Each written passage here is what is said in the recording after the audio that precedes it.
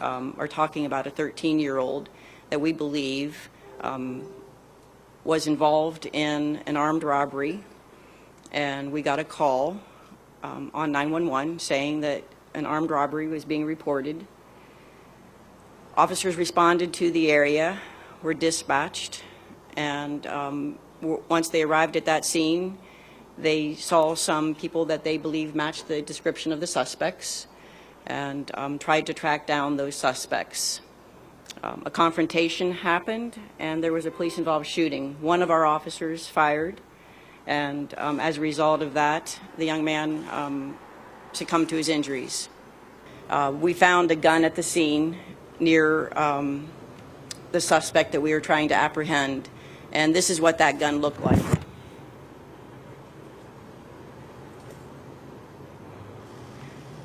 In addition to this appearance, it also had a laser light attached to it right underneath the barrel. Our officers carry a gun that looks practically identical to this weapon. Our officers carry a flashlight under the barrel on their weapons, not a laser light.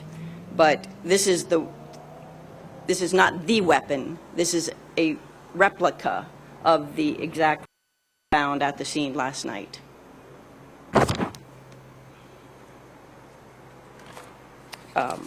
It turns out to not be a firearm in the sense that it fires real bullets, but as you can see, it looks like a firearm that could kill you. We have a 13-year-old dead in our city. That's unacceptable. And we as a community need to come to grips with the fact, with such easy access to guns, whether they're firearms or replicas, there is something wrong in this country, and it is bringing its epidemic to our city streets. And a 13-year-old is dead in the city of Columbus because of our obsession with guns and violence. That is not the chief of police responsibility. That is not the director's responsibility. That's not the chairman's responsibility. And it's not exclusively my responsibility. It is our responsibility.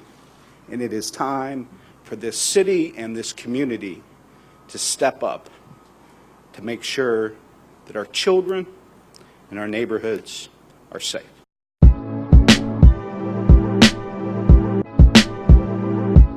So everyone, this is DomisLive and welcome to DomisLive News. Hope you guys are doing great and staying safe out there. And sometimes it feels like we're back at the same continuing situation that always happens every few months. And usually these type of situations come in pairs, and that makes it even worse. And the media just nonstop runs it through the ground, tries to ram it in our heads, and it honestly becomes unbearable. So a situation happened today in, I believe, Columbus, Ohio.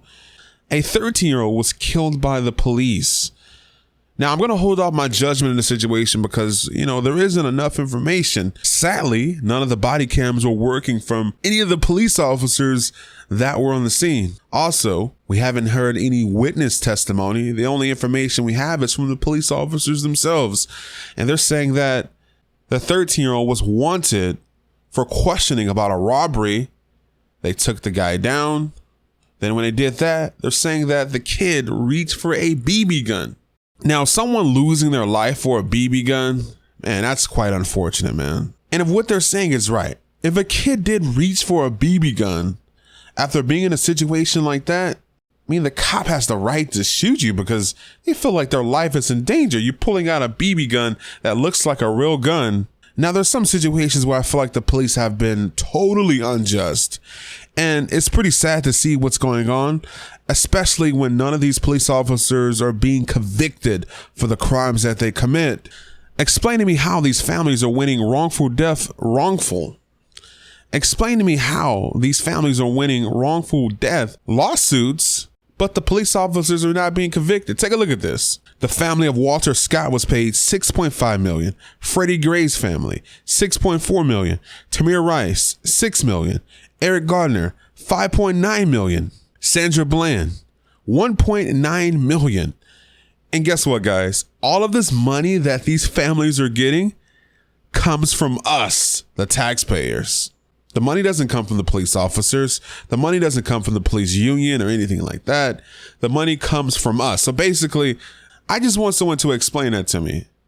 On the one hand, how can you say that the police officer did nothing wrong when it comes to a criminal court case, but in a civil court case, you say that the police officer is negligent? So in this Tyree King situation, the 13-year-old that was killed, I'm going to hold my judgment until there's more information. For me, it doesn't matter if the person is black, white, Mexican, or anything. It doesn't matter.